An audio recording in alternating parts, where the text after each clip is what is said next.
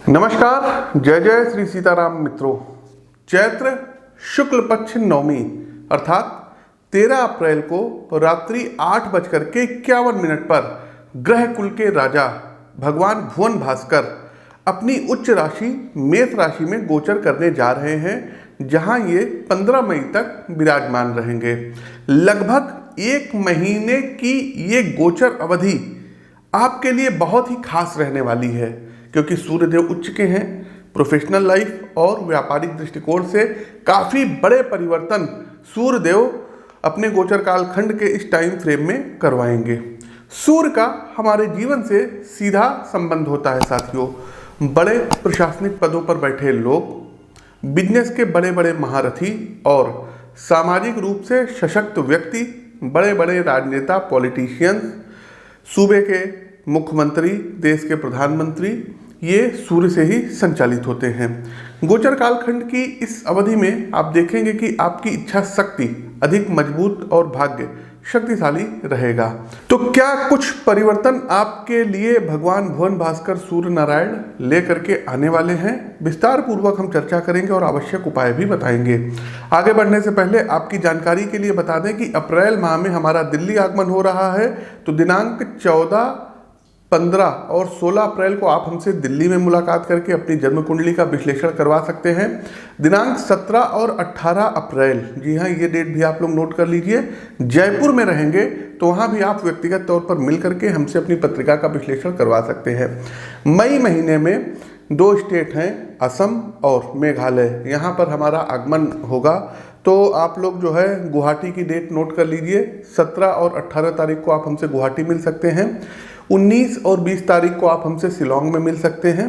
22, 23 और 24 तारीख को आप हमसे वापस फिर से गुवाहाटी मिल सकते हैं। गुवाहाटी की लोग बहुत ज़्यादा वहाँ अपना प्रेम दे रहे हैं, काफ़ी जो है मतलब लोग आ रहे हैं कुंडली दिखाने, इसलिए गुवाहाटी का कार्यक्रम थोड़ा सा लंबा हो गया है। तो आप लोग ये डेट नोट कर लीजिए, स्क्रीन के दिए गए नंबरों पर संपर्क कर सकते हैं। आगे बढ़ने से पहले आपकी जानकारी के लिए बता दें कि प्रस्तुत राशिफल आपकी चंद्र राशि व आपकी नाम राशि दोनों पर संयुक्त रूप से आधारित है। तो आप जो है दोनों के अनुसार इस राशिफल को दे सकते हैं और आवश्यक उपाय कर सकते हैं। क्योंकि सूर्यदेव देखिए मेष राशि में संचरण कर रहे हैं, उच्च के हो गए हैं, और यहाँ पर भारत देश में जो है इलेक्शंस का जो है इलेक्शन चल रहे हैं, चुनाव चल रहे हैं। तो हमारी कुछ राजनीतिक भविष्यवाणी है, इसको आप लोग नोट कर लीजिएगा। हम पहले भी कहते आए, फिर भी आप लोगों को जो है याद दिला दें कि 2024 में फिर से बीजेपी सत्ता में आएगी और नरेंद्र मोदी जी ये तीसरी बार प्रधानमंत्री पद पर सुशोभित होंगे। लेकिन उसका वीडियो विस्तार से आएगा। जो चर्चा है कि जो है इतनी सीटें 400 पार, ये सब ऐसा कुछ होने वाला नहीं है। लेकिन हाँ, बीजेपी सत्ता में आएगी और इस बार बीजेपी को थोड़ी सी रणनीति बना करके चलने की आवश्यकता होगी। कुछ उपाय हैं जो हमने उनके जो टॉप के लीडर्स हैं उन तक पहुंचा दिया है। बाकी जो है इन लोगों को बहुत ध्यान देना पड़ेगा, जैसे कि हरियाणा हो गया आपका पंजाब का स्टेट हो गया, आपका बिहार हो गया, उत्तर प्रदेश खास करके आपका हो गया।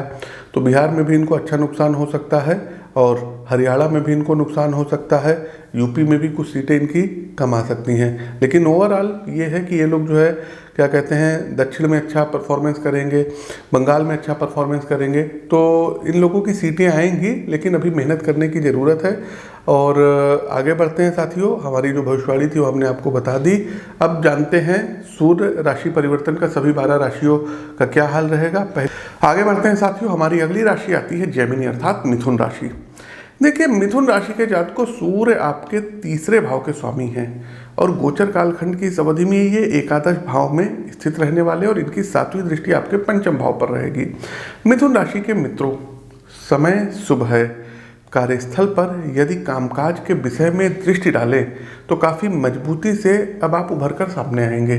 प्रोफेशनल लाइफ में जो भी आपके विरोधी हैं, जिनसे आपका 6 छक्का 36 का आंकड़ा रहता है, तो अपनी सूझबूझ व बात करने के प्रभावी तरीके से मिथुन राशि के जातकों उनसे भी आप अपना काम अब निकलवा लेंगे। कार्य के प्रति कड़ी मेहनत व ईमानदारी के प्रभाव से आप सामाजिक जीवन में कुछ ऐसे लोगों से संपर्क में आएंगे जिनका पब्लिक लाइफ में बड़ा कद होगा।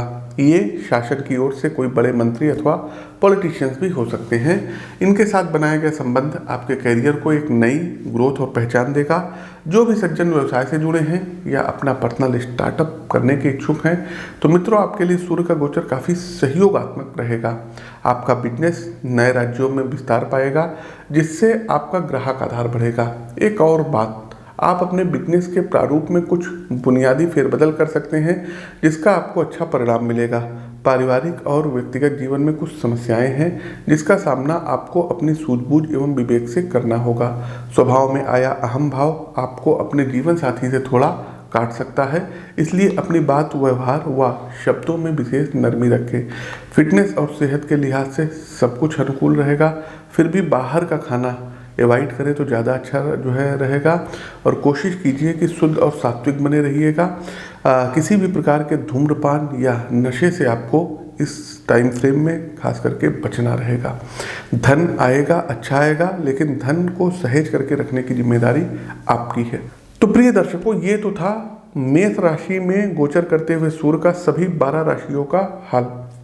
अब कार्यक्रम का अंतिम पड़ाव आता है रेमेडीज अर्थात उपाय का। तो उपाय के तौर पर साथियों, आदित्य हृदय स्तोत्र, जी हाँ, अगस्त ऋषि द्वारा रचित आदित्य हृदय स्तोत्र भगवान राम को डिलीवर किया गया था और सभी ये जानते हैं कि उसका रिजल्ट्स क्या निकला। लेकिन ये है कि पूरी चैतन्यता से, भक्ति भाव से ये स्तोत्र का पाठ करिए। नित्य सूर्य भगवान को आपको अर्घ्य देना रहेगा और आदित्य हृदय स्तोत्र का यदि आप लोग 3 पाठ कर सकते हैं प्रतिदिन तो 1 महीने का समय दे दीजिएगा, फिर आप हमको ढूंढते हुए आएंगे।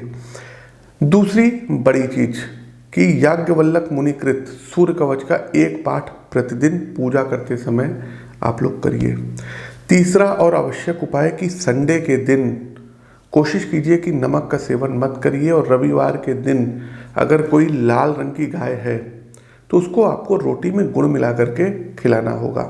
अगला एक काम, घर में जो बड़े बुजुर्ग हैं, माता पिता हैं, दादा दादी हैं, चाचा चाची हैं, बड़े भैया हैं, आपके पैर छू करके आपको आशीर्वाद ऐसे आंखों पे लगाना होगा।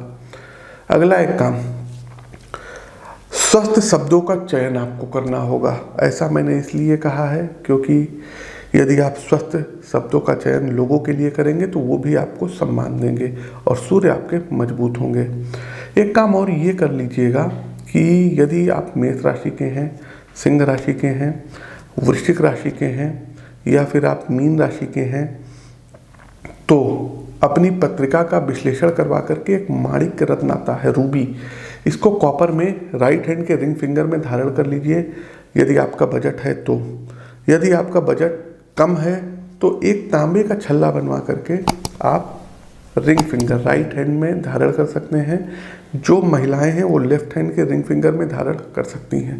प्रतिदिन साथियों लाल चंदन का तिलक मस्तक पर आपको लगाना होगा और संडे वाले दिन यदि कहीं आसपास चींटियाँ दिखें तो उनके लिए थोड़ा सा आटे में पिसा हुआ चीनी का बूरा मिला करके आपको उनको डालना होगा।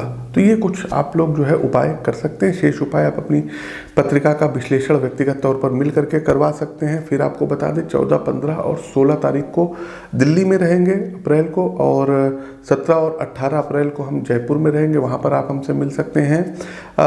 17, 18 तारीख को आप हमसे गुवाहाटी में मिल सकते हैं और 20 और 21 मई को आप हमसे शिलोंग में मिल सकते हैं अगले महीने, और फिर गुवाहाटी में 24 और 25 मई को आप हमसे मिल सकते हैं। स्क्रीन के दिए गए नंबरों पर अपनी अपनी अपॉइंटमेंट बुक करा लीजिए। तो साथियों अपनी वाणी को विराम देते हुए ज्योतिष के इस मंच से मैं पंडित आशीष वत्स आप सभी प्रबुद्ध साथियों से विदा लेता हूँ। नमस्कार, राम राम।